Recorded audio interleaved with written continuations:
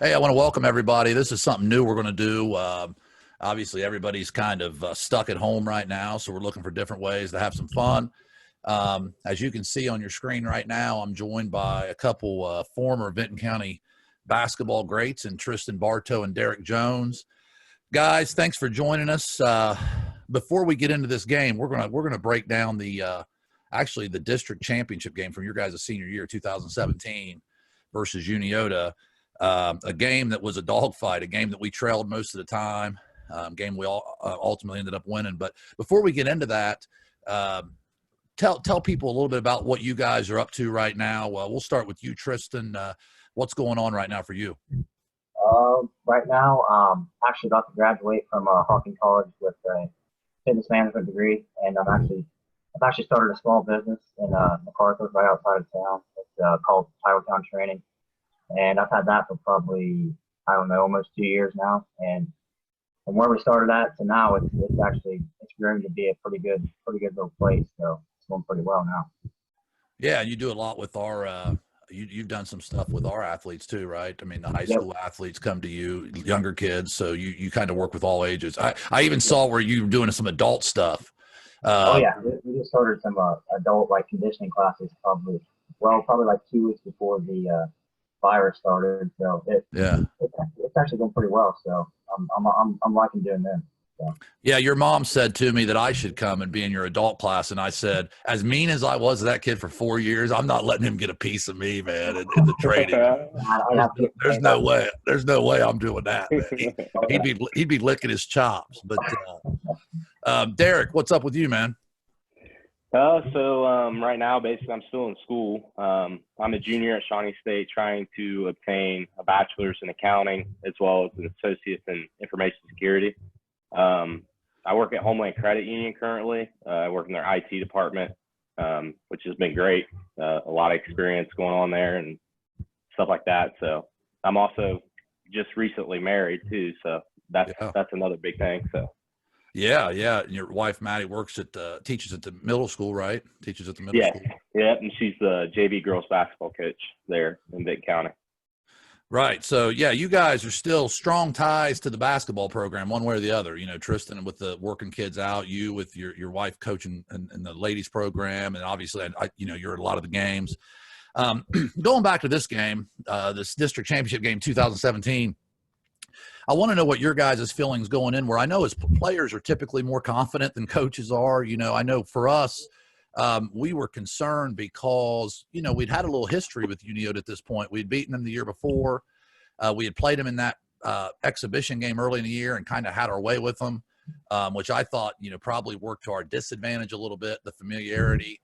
They were getting more and more familiar with us as we scrimmaged them in the off season, or it's just one of those things when you're playing a good team, you wonder how many times you can beat them, really. I mean, this was a team, keep in mind, this Unioto team the following year won the district championship. So they had this group of juniors, really, really good players at this time. So, obviously we were real concerned going in. What were your guys' thoughts going into it? On my end, I mean, I was pretty confident. I mean, we had a pretty good team, and we had good leadership, and everything went pretty well throughout the season. So I was extremely confident that we were going to come out and win that game. So. Yeah, same here. I felt the same way. Extremely confident about what we could do as a team, and not to seem cocky or anything like that, but I felt like we were probably the best team in Southeastern Ohio. Yeah, I mean, we certainly throughout the year, at this point, I think had 2 losses. We had a loss in regular season in a crazy game over at Alexander where they shot the ball real well. And then, of course, we had gotten beat on the road by a really good Miami Trace team. Other than that, it'd been a pretty successful year for us. We had some momentum. We played really well against Waverly in the district semis. So, yeah, a lot of reasons to be confident. But at the same time, this Unioto team was good. And as people are going to see as we jump into this, it was definitely a dogfight. I'm going to jump, guys, into let me share this screen real quick. Like I said, district championship game, 2017. Right off the bat here in just a second, I'm just going to let this thing run. You're going to kind of see, it's always interesting early in a game to see people's game plans. We had, Unioto takes an approach here on our next possession. and you see the game, people are kind of jacked up. It starts fast or whatever. They guarded us a little differently with you're going to see they play real loose on Jake and real tight on Nayland. I don't know if you guys remember this or not. Yeah. And it was it basically like here you can see I've got these highlighted. They're guarding Jake with Peyton Hill, who would have a huge game. We're going to talk a lot about him in this thing. And then they're guarding Nayland tight, trying to take away shots. And I think it took both of these guys out of their game a little bit and probably allowed you guys to play one-on-one basketball a little bit, which was right up your alley. That's why both of you guys, I think, ended up with over 20. But credits to their coaching staff. Their game plan was pretty effective on us early. You're going to see us get out of sync quite a bit offensively as this thing goes through the first half. Right there's Jake driving, has to shoot over a bigger guy. So you can kind of see right off the bat what they're trying to do.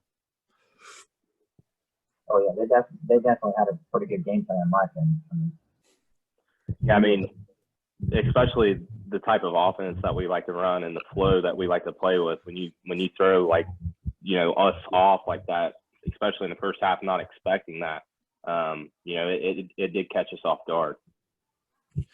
Well, yeah, and it's funny we haven't done we haven't really done any pre-show talking here, guys. We're kind of winging this thing, much like we did most of the things we did in life, right? We sort of won it, but I had in my notes right here actually to talk a little bit about our offense. Obviously we're a dribble drive team. We always played one post, 4 guards, and our offense was sort of based on spacing and attacking and sharing the ball, which, you guys did a great job of that. But it's almost better when teams like really crawl up in you and guard you tight, isn't it? And when teams start messing with the way they guard you a little bit, like Unioto did in this game, tweaking some things, it can throw you out of rhythm a little bit. And when you get out of rhythm and dribble drive, it kind of gets a little ugly, doesn't it? Yeah. Oh yeah, for sure. I mean, if you take one guy out, I mean, if you're not having that one guy that you're used to have during the flow, I mean, it definitely takes your game to a different level. You got to make some changes with it. Yeah, like right there, Nayland does something that it wasn't his first go-to. He drove and attacked the basket there. He was obviously a kid who set a 3-point record for us that year in regular season. But, he's already trying to make an adjustment because they're guarding him so tight. Right. But I think as this game goes, you'll see that like this first quarter, and I don't know whether it was. I mean, you got to give a lot of credit to them. Maybe we were a little tight as we got going. We weren't in quite our normal flow that we're normally in.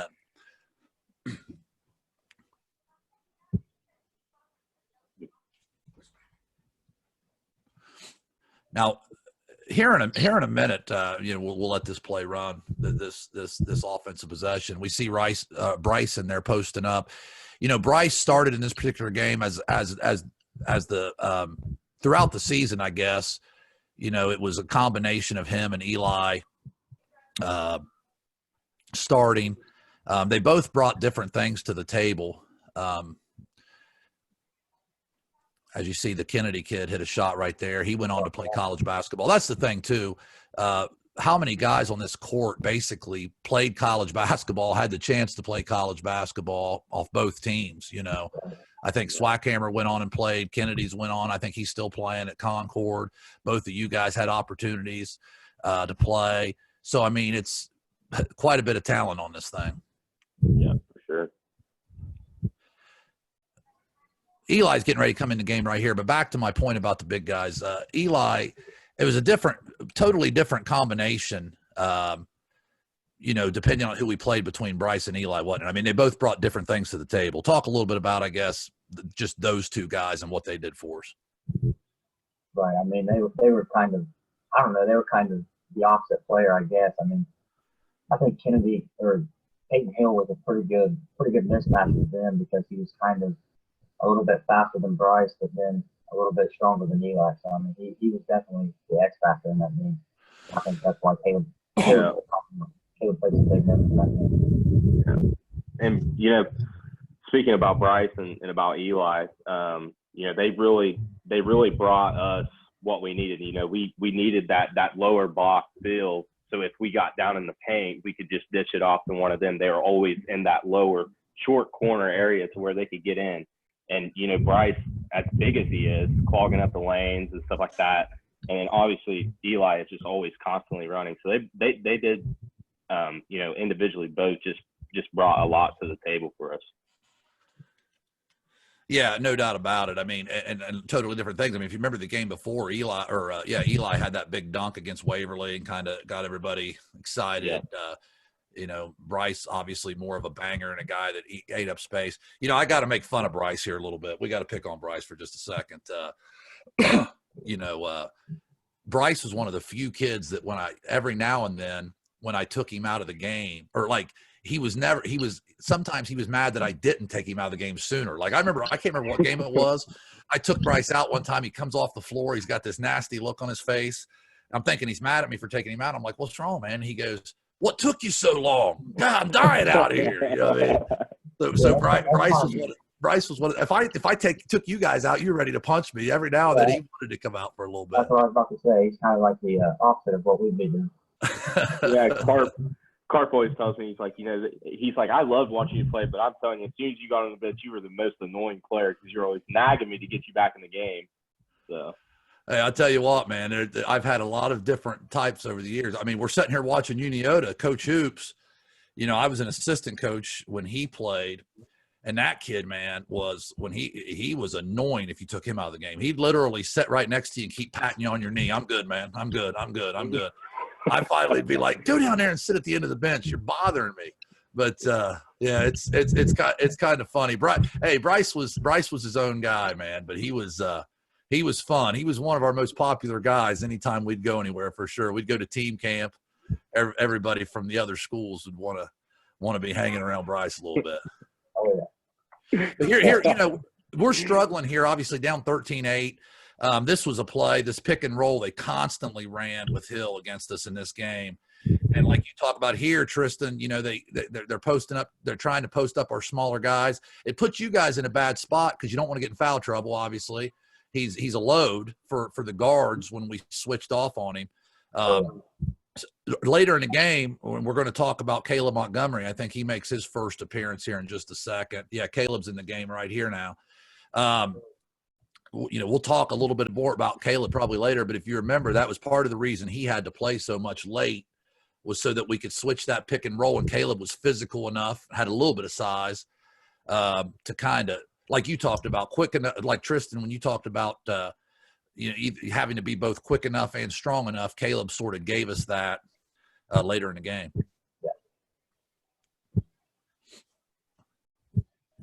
Now that play right there really stopped the bleeding, that little move by Tristan in the lane, because we were down, I think, 7 at that time, if I'm not mistaken. The end of this first quarter is really interesting. We're down 5, and both teams catch a momentum break. It's like there's Caleb playing good D, causing a turnover. They go zone here, which they played a little bit of zone, but not much. And Derick makes a big play here. I don't know how good your guys' memory is. Like, if you're like me, you probably remember this stuff. But Derick gets an and one in the middle of the lane against this zone, and it looks like after a rough first quarter, right here's the and one. After a rough first quarter, we're going to get in here close to even. But then as you're going to see on the other end, and this is probably a coaching mistake. We pressure here a little bit. Maybe we could have just sat back. Ended up Antonio came in, had to commit a foul there. It's probably a pretty good foul. But big play here, we don't get an offensive rebound, and they hit a 3 off of it. And that was at the time, man, a real gut punch when we had battled back to get to where we were. Your hands above your head. Yeah. Well, it's funny. You saw my reaction there. I'm not going to rewind it on that one, but you saw my reaction. Like, soon as it happened, I threw my hands on my head. Now, check this one out. We run a set to Bryce to start this thing. Watch Coach Easterday over here in the purple sweater. It's like you could tell he went over this 100 times and they didn't get it, because he's like, oh gosh, man, like, it just sits down. Hey, that's what coaching is for you right there. It's like moments of joy, moments of complete frustration. Now, in all honesty, this would be a dilemma, like Bryce right there, getting that easy basket. The hard thing about this game was you wanted to play Bryce offensively because he actually was causing them some real issues. Yeah. But like we talked about, he was having a hard time too. And not just him. We played that inverted triangle with him a little bit. It wasn't all on him, but we were just having a hard time when he was in guarding Hill. Because even right here, he gets the ball and actually sets this up for you, a little inside out, which gets Tristan to the free throw line. But like we were better offensively with Bryce in, but we were struggling defensively unless we went the smaller lineup. Yeah. Yeah, I think Unioto definitely had a really good game plan, especially the first quarter. They honestly outplayed us, but I think halftime we made quite a few adjustments, and I think it helped us out a lot. Yeah, I mean, we're gonna talk about halftime. We're gonna talk about what was said at halftime, some of the things, because I thought some players stepped up and spoke about halftime a little bit, or at halftime a little bit, and showed some good leadership. And like you said, we tried to make some X and O adjustments. I'll be honest with you though. I don't know that we ever got Hill figured out in this whole daggone game. I mean, he just there he is taking Eli in, and we actually get a deflection there, and for once he doesn't score on us. I think he ended up with 28 in that game. Is that right? What's that? I think he ended up with 28 in that game. Is that right? Something like that. It might have even been 30. I'd have to look back. I'd have to look back on it. But, I mean, yeah, it's just every time. I mean, even at the end of the game, he hits a crazy three to get him within one. But it's which we'll see here in a little bit. But he was a nightmare matchup for people. Now, this next play down for us. See this play here. Tristan thinks he gets the foul. He might have got fouled here. He thought he did. Then I started laughing because I thought about all the open gyms where you guys would almost get in a fight because one of you wouldn't give the other one a foul. I saw on that Michael Jordan Last Dance the other night, they talked about when two people almost come to blows that really care about each other, it ignites something. I said that happened in almost every one of our open gyms and practices with you guys. Oh, yeah. Almost every time I turned around, someone was cheating on the score, not giving a foul call to each other. Oh, yeah. I know open gyms were pretty competitive back then. I know that. Yeah. They were. I mean, practices were competitive. See, I think that's the thing that goes unnoticed too. Like when you have a really good team like this, you've got a bench that may not be good enough to get in games consistently, but they make practices good. And our practices were competitive, and guys wanted to win in practice. It wasn't, you weren't just going through the motions. And I think,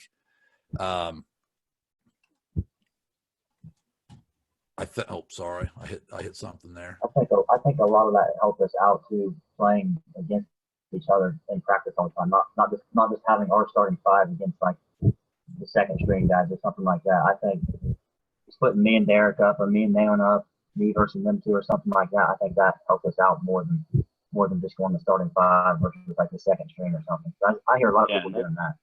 So. That's really hats off to our coaching staff and the practice plans that we had, because we'd be in there for you would say we're only going to be in here for an hour, but I mean when we were in there we were working and we were doing stuff that we liked. You would start off with a little bit of ball handling, stuff like that, and the next thing you know, we're in the drills that we're being competitive in. And I think that's what, coming back to what you said, like the people that were on the bench, like they were wanting to come to practice because those were the times that they could compete and have fun. So that's kind of hats off to our coaching staff for that. Well, but I think too, it's player leadership. I mean, one of the things nowadays that you don't have as much of, for whatever reason, is like player-led teams. I think guys are a little more shy.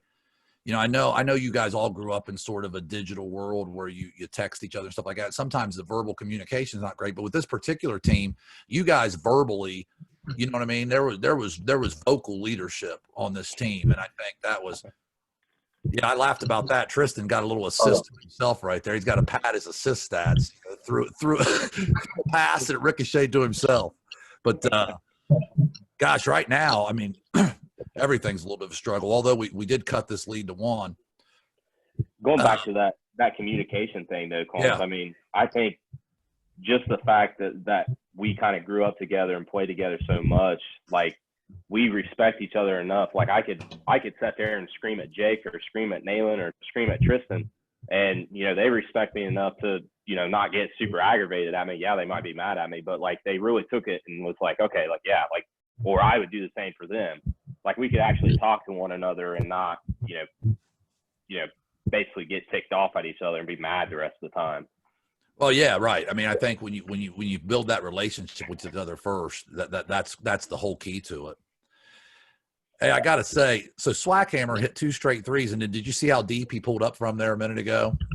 It reminded me of, and I hope you guys have never used this term. This drives me nuts. Heat check. People will use the term heat check. Now, in open gym, I'll have a kid throw up like a 30-footer after making a couple, and he said, one time NJ Kite used the term heat check. First of all, NJ Kite's never been hot enough from 3-point range to deserve a heat check, but this heat check thing, it's like a coupon to shoot a terrible shot. So, like, oh, I've made a couple. I can throw up a hook shot from 25 feet now. Were you guys weren't heat check guys, were you? Nah, not really, no. You know why? You Come on. you weren't heat check guys because you shot all the time, whether you were hot or not. Yeah, exactly. Especially in open gym, like, oh, if I just made 2, you know I'm going to shoot that next one. Well, like that last play right there, we tried to run a set. It got all screwed up, and it got me thinking a little bit. Like, it was you guys, wasn't it? You guys in practice that, like, when we dry ran, Tristan wouldn't throw the ball. Was that where you would screw with Derick and try to always look at another option so Derick wouldn't get his touches and dry run? Yeah, No, he's great. What was the first drill that we usually ran like every practice? I don't know what. 5-man or something like that. The go drill. Yeah, each person would have Yeah. to shoot. And, Yeah. I would always make sure to make Derick laugh, and he would always get so mad about it. Or if we were just dry running plays at the end of the practice, like, he would just he'd either throw it to Nayland or throw it to somebody else just to mess with me. Like, like, Combs would be like, hit Derick on this one. Like, he wouldn't have to say it. He's like, hit Derick on this one. Oh gosh. Well, you know, that tradition is carried on because Gavin this year was doing that stuff to people too. So he must have picked up on that back in the day. He would make sure Aaron Stevens never got a shot off in practice this year whenever we were running a drill. So you guys left your mark. That's Tristan's mark. Oh yeah. So now we're back here. We're late in the second quarter. They've extended this lead back up again. We had it to 24-23. Now you see it's back up to 9. And I'll be honest with you, I feel like as I watched this film, we were probably at this point a little shook up as a whole, just because we give up another offensive rebound there. We're having a hard time with them. Offensively, things aren't going our way. Here we call clear and settle for a jump shot when we're trying to take him to the rack. Just little things where we're trying to run a set. We don't run the set. Usually that's a sign of getting shook up, you know, just a little bit. So here, you know, but we get a little tiny bit of momentum here at the end of the quarter. I mean, Unioto's, I'm assuming here, probably wanting to hold for a last shot. We're doing a pretty good job of trying to at least get him out of it. But then give up a straight line drive. So we're down double figures right here. And you look, I mean, their bench is up, their crowd is up. You know, we're getting ready to go into halftime down double figures. And basically on kind of a broken play right here, if I remember correctly, Tristan gets an and one. I mean, the ball's kind of getting kicked around. I think you end up getting maybe an offensive board, and it ends up being a huge play, because now instead of going in down 11, we go in down 8. So that you're going to see this again in the second half. We've always said as coaches, it's a player's game, man. I mean, players make plays. I'll start this back up in just a second, but players make plays even when it breaks down. And that's one of those examples right there. And you're going to see that. You're also going to see that a couple times as later at the end of the third quarter too, where we call a set, doesn't work, we make a shot. But I want to talk a little bit about halftime. You guys, one of you brought it up earlier. Oh yeah, I remember it like it was yesterday. I don't think I remember. Well, go ahead. I'm going to just let you guys talk about halftime a little bit, and I'll chime in afterwards. But what talk about halftime a bit.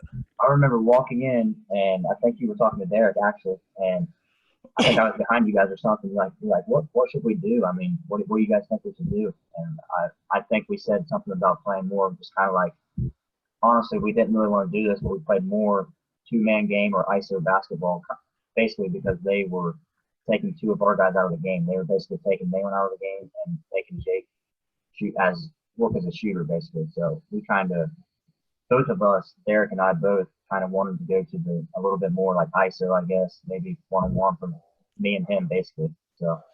Yeah, Derick, I'm going to run this because its first possession's about a minute long. We actually go zone for one possession here just to try to throw them off. But go ahead and let this play. But talk a little bit about halftime, Derick. Your thoughts about it? Yeah, I mean, just like Tristan said, like, you know, we kind of all came together as a group and tried to trying to talk it out, like what's going on, what's wrong with, you know, our offense, because obviously like we didn't score as much as we normally do in the first half. And that's something I always kind of bring up when I talk about like our coaching staff and stuff like that. Like you guys really respected like what we saw and what we felt about what was going on. And, you know, like Tristan said, like he walked in and you were asking me like, what did I think was going on? And you know, like I said, that's one of the things that I always point out about our coaching staff is just that fact. But you know, like Tristan said, we wanted to play a little bit more ISO ball, and you know, I think on our cuts too, what we started doing is because they were denying Nayland and they were denying me at points. We tried to start rubbing off screens Right. A little bit more. We started screening away, which we never did in offense. It's usually just a cut away. So we made a couple of adjustments, and I think it, as obviously, you know, as this rolls out, we'll see that it starts to turn our way.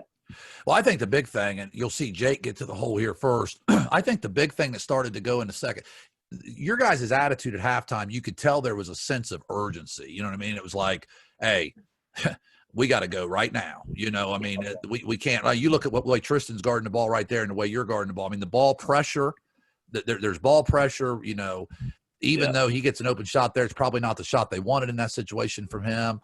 So now the pace picks up a little bit. You know, I think you miss one there, but look at the attack. Everybody's in attack mode right now. So it's like, I just remember you guys talking at halftime, and there was this sense of not I don't want to say panic, but at the same time, we weren't comfortable. You know what I mean? It was like, hey man, we got to turn this thing around right now. Yeah. Something I remember like halftime, and like if you actually get back there, you're thinking about it your senior year, and you're down by 8. I mean, you're going to have a sense of urgency because you're thinking about it. This could also be your last game, but I mean, if you think about that, you're going to start playing a little bit harder. Yeah, and I remember this like it was yesterday. Tristan looked at me when we were in the locker room, and he looked at me. He said, "We are not going out like this."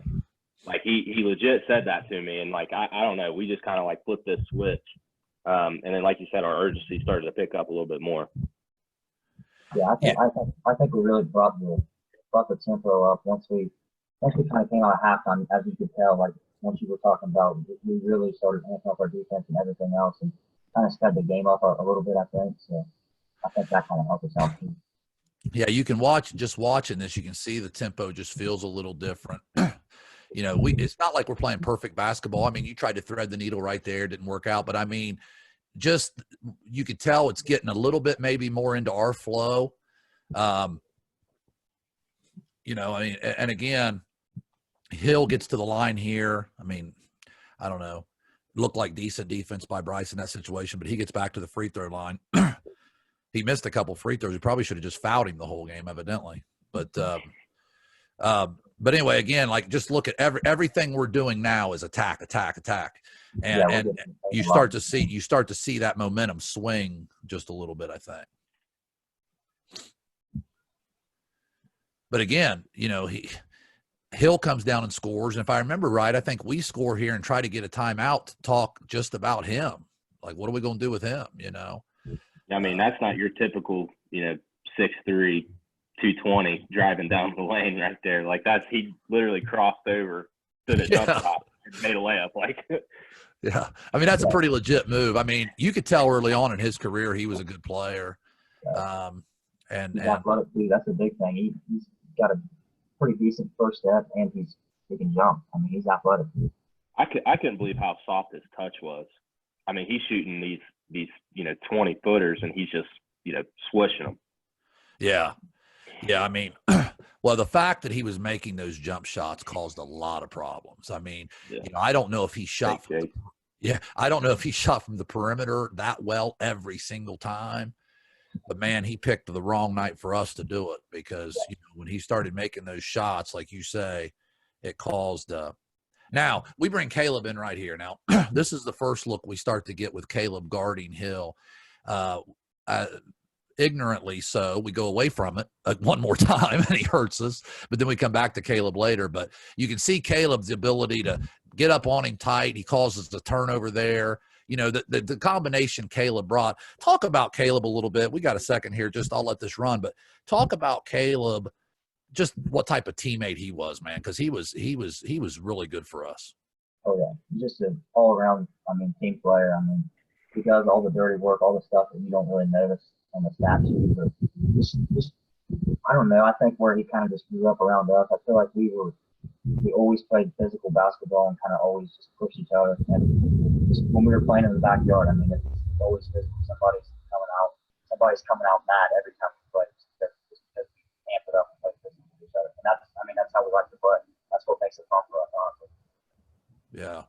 Even we have like an 8-foot rim up in our building, and we were in there last week. I thought it was Game 7 of the NBA Finals, and we're in there killing each other. Yeah. Just to win a 12-point game on an 8-foot rim. So it's pretty crazy. Yeah, I mean, when you talk about filling roles on a basketball team, Caleb really did that. Like he filled his role, and he played it to extreme level. And you could say that for Jake too. I mean, you look at Jake, and Jake comes back his senior year, and he's one of the best players in Southeastern Ohio. And here he's taking a little bit more laid back role.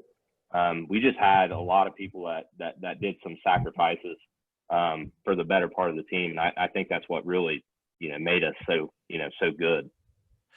Yeah, I've always said obviously every coach wants talent, but talent has to figure out a way to play together for it to be successful. And you guys all had to make a sacrifice of some kind. I mean, you brought up Jake. I mean, Jake's a kid the next year that scores 42 points in a game, right? I mean, Nalen's a 1,000-point scorer. Tristan scored 1,000. Derick would have scored 1,000 if it wasn't for a couple cancellations that cost him about 4 games in his career because you were up in the high 900s. You talk about there's only one basketball, to go around. And I think it says a lot about the unselfishness of this group to be able to play. And you take a kid like Caleb, go back to Caleb. How many teams would Caleb be a starter on? Now, I got to rewind. Okay, so this is probably one of those defining moments, Derick, in this game. I mean, this gives us our first lead since forever. I think like 7-6 maybe or something like that. So you pull up and hit this deep three, and check out our boy Red down here at the bottom. Oh, yeah. You got to give it to Red, man. He loves his local teams. But yeah, I mean, but Derick, in all honesty, man, that takes a lot of confidence in that situation. I mean, obviously at that point you're just pulling up and you're playing. It's a little bit like what you talked about at halftime, right? Like, hey, we're not letting this happen. No matter what, we're going down swinging. Yeah. Yeah, I mean, I felt like that was like the first time that I finally got a little bit loose to even get a shot off, like a clean look from the 3-point line. So yeah. I knew that I was going to be jacking that one.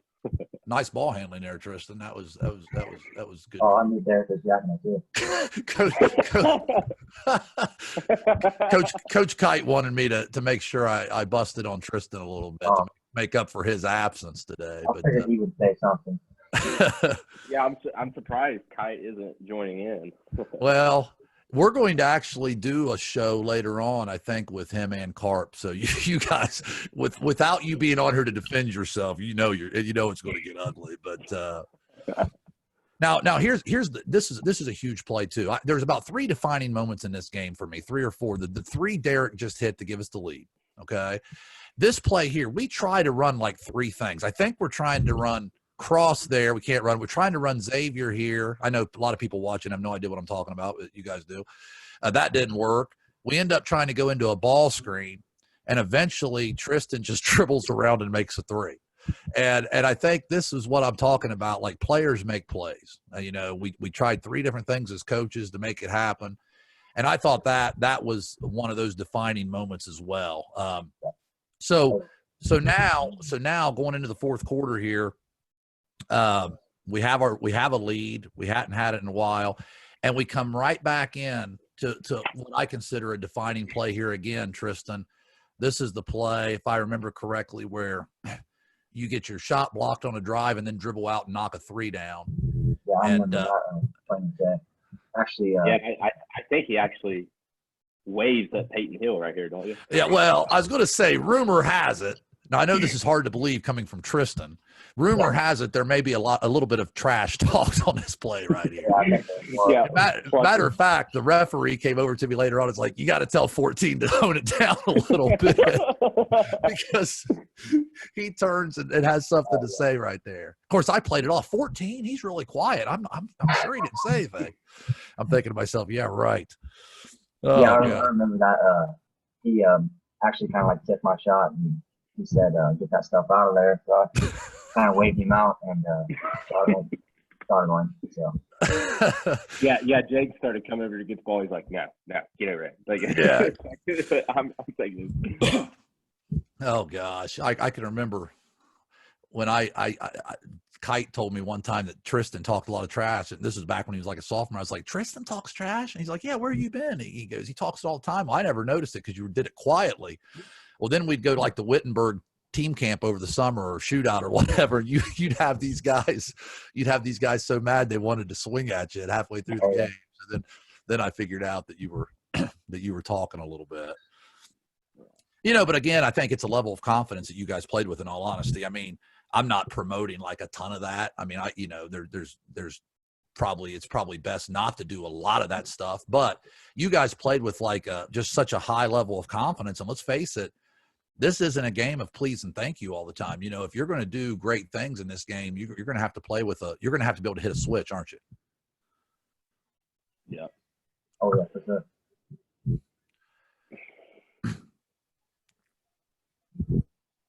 Yeah, and I think when we're talking about trash talk too, I don't think it was really anything that was like, dirty or anything like that. It was more like, obviously, like, come get me if you want me. Like, I'm going to take you. Like, so. Yeah, I never had to worry about this group getting into physical altercations or stuff like that. I mean, you played the game the right way. Now, this ends up being a big play too because Derick, you make the first free throw and then get your own rebound and and score. So it ends up being a 3-point play.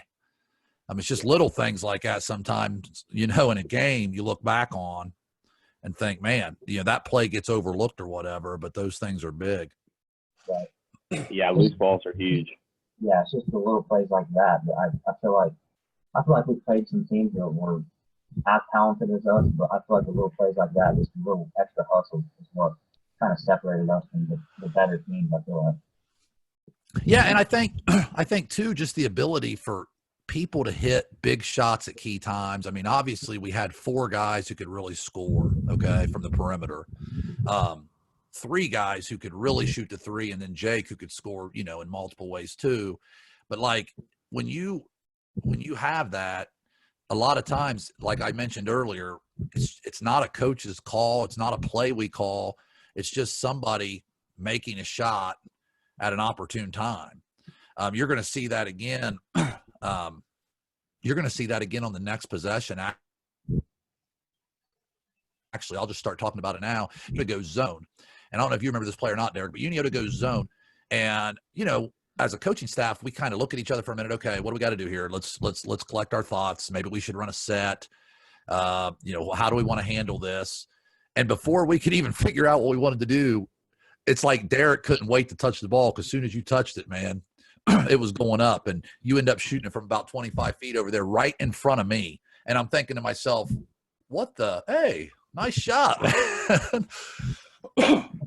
I'm not even joking. As soon as I saw the fact that they went zone, like I was thinking, like I need to find like just this little sweet spot, and I'm going to shoot this thing.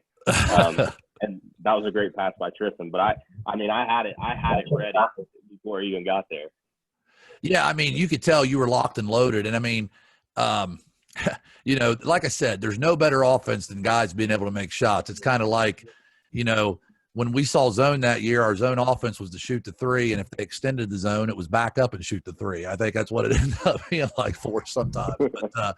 But because a lot of times that zone, though, can stymie you if guys are tentative, they're not looking at the rim. And obviously, I think Unioto went to it in that situation to see if they could throw us out of rhythm. And fortunately, you knocked down that shot and kind of got him out of it right away. Yeah.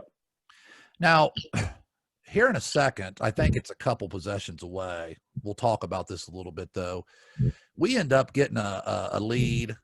Well, there's a situation there now that comes back the other way later. Nayland was bringing the ball up there. Normally it's Tristan or Jake or somebody. They got us out of rhythm a little bit, caused a turnover, and we do that to them later in this game when we get the ball out of Swackhammer's hands at a key time as well. Well, I'll bring that up when we get to it. But it seemed like every time we got momentum, here they come again. We'd get a little bit of a lead. They'd come right back at us. But I think here in a second, if I remember correctly, we maybe get up 6. Tristan hits a runner here. That puts us up 3. We get up 5 or 6, and we start to control clock a little bit. Now, this is what I wanted to ask you guys about, because we had won a district championship the previous year, and we started holding the ball or controlling clock with about 3 minutes left in that game against Fairfield Union. You have to have great guard play to do that. Well, obviously both of those years in 16 and 17, we had great guard play, the same cast of characters. And then in 16, we had Jordan Albright as well. But what are your guys' thoughts about controlling clock? I mean, as a player, I'm sure you probably want to stay in attack mode. And you can be honest. I mean, do you feel like in this situation right here, there's 2:50 on the clock? I think we hold the ball to under 2 minutes and we end up having a turnover. But are you guys, and like I said, be honest, is this a coaching error, do you think, when people start holding the ball too early, or do you think it's the right thing to do?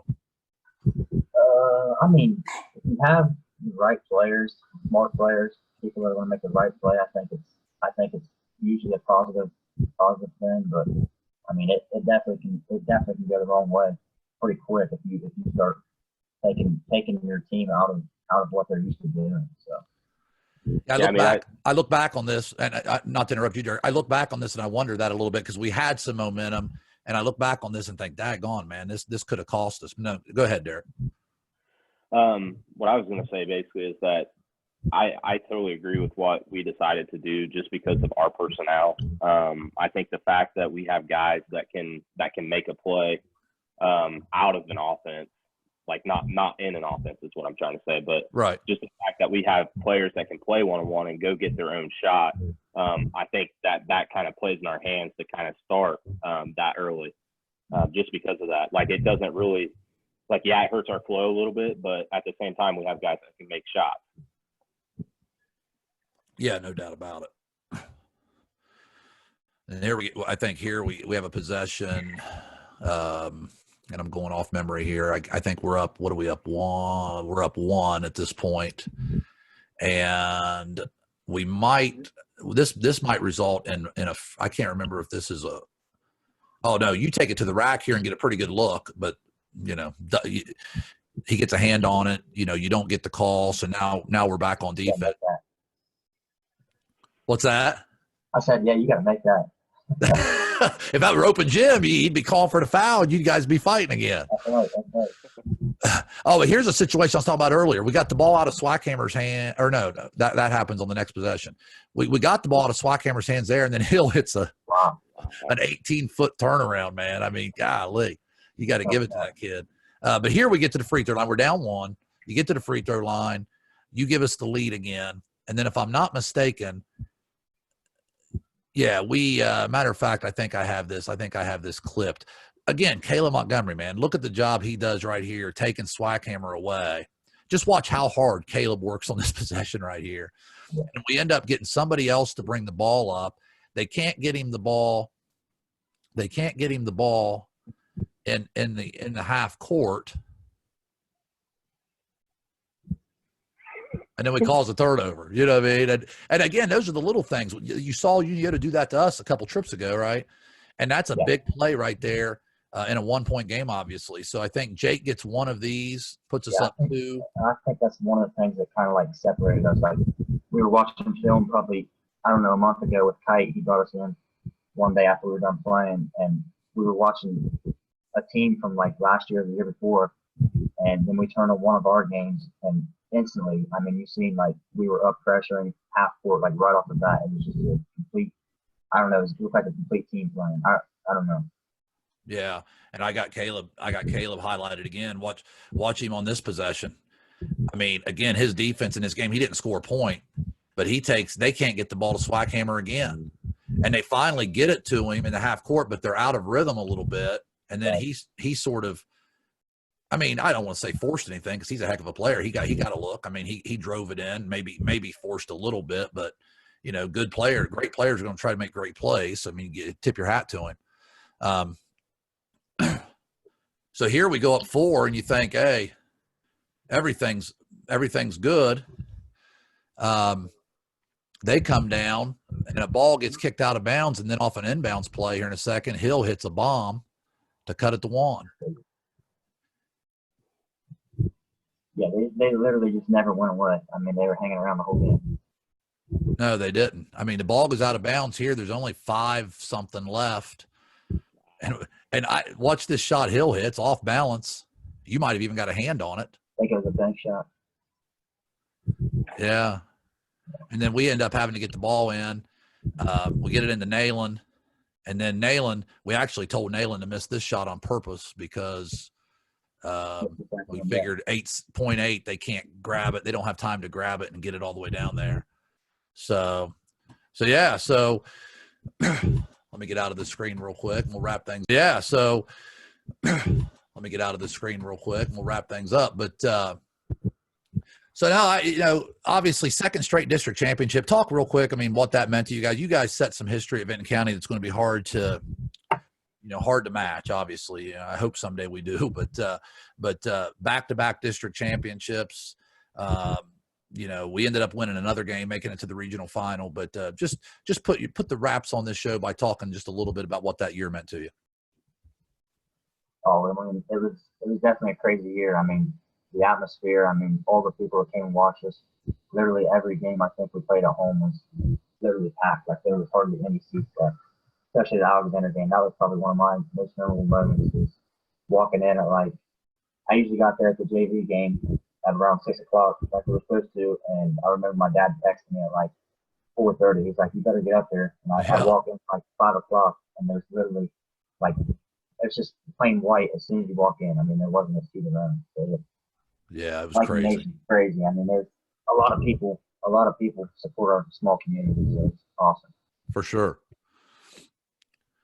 I think it goes back to the same thing for me too about the community thing. I mean, when you really see just people in the stands like that and understanding what, you're providing for them, a time for, they can cut everything off, come in the stands and basically watch a great game and root for somebody that they care about. So, I mean, like Tristan said, like we literally felt like we played a home game every time we played. And, those memories that we have, are going to live on, with us for the rest of our lives. And like you said, we got our year up on those banners and our names in the history book. So it meant a lot to all of us. I know that for sure. Well, I've been doing this 20 years, man. It's I'm sorry. Go ahead, buddy. Oh, I was just saying, yeah, that's kind of like what I tell my sister. I mean, I remember telling her before the district championship game, like people will tell you this right now. You're not gonna think much about it, but they're gonna tell you like this is gonna be one of the most favorite times of your life and stuff like that, and you don't realize it until honestly, you're actually out, and then you're like, my goodness, that was literally one of the best times of my life. So that's kind of what I try to tell some of the high school kids is like, when you're going out there, when you're lacing your shoes up every game, I mean, this could seriously be your last game, and the support we have, you need to actually don't take it for granted at all. So Yeah, it's funny. I mean, you're going to do way more important things in your life. You know what I mean? You're going to get married, you're going to have kids, you're going to have more important stuff happen to you. But to say it's just a game, it's not just that. You know what I mean? It means more than that, because these moments, I still get together with a team that I played on that made it to the state championship game back in 1991. If I see one of those guys, it's like we can start talking about games like this like it was yesterday. We can remember plays and we can remember stuff, and so it's big. I mean, it's big. Those memories you create, like you said, and those times that you have, you can't duplicate them, really. I mean, they're things you're going to hold on your whole life, which really, and I wasn't going to get into this, but I'll ask you guys real quick about this. It really makes you feel bad for those people that weren't able to finish the tournament this year. I mean, if you think about it, imagine this particular year that we had two things on it. Can you imagine one, if they said, okay, you got to play a game and only parents can come. All right. We probably had about 2,000 Vinton County fans going into the convo every time we played. Guys like Scott Fee, man, he would have been breaking into that joint. He wasn't going to have that. He'd rather get arrested than not get to watch us play. But then worse than that, even imagine making the run and then not being able to finish your season. I mean, Logan Elm was slated to play in the regionals this year, never got to play it. Yeah, I think I've already kind of like talked to Derick about that. I was like, could you imagine if we made it to the shot, like the Final Four, and then they basically tell you that you're not going to get the rest of your season? I mean, that would be the most disappointing time of my life, honestly. Yeah, I mean, it's once in a lifetime, that's for sure, and not being able to do that, that just sucks. That's terrible. Well, guys, listen, man, this was fun. I hope it was fun for you. I really enjoyed it. We're going to do a few of these. We're starting a Vinton County basketball YouTube channel or page, whichever you call it. And I'm going to put a bunch of old games on there, but a few of them, we're going to do what we did with you guys. And we're going to get on here and break them down. Some of my favorite games. The one you mentioned with Alexander, we're probably going to do that at some point. So we may have you guys on again, but we're going to pick a few of those crazy games of some of my favorite memories. We're going to get on here and do them and talk about them. And so hopefully, and then we're going to throw other games out there on the YouTube channel as well with no commentary, just so people, if they want to watch them. We've got quite a few videos, and we're going to get them out there for people. So, hey, thanks, guys. I hope stay healthy, man. Try not to go crazy. Stuck in your house, do some stuff, but hopefully when all this blows over, we'll get together again. All right. Oh yeah. Thanks for having us. Yeah, for sure. Thanks for having us. All right, guys. See you. See you.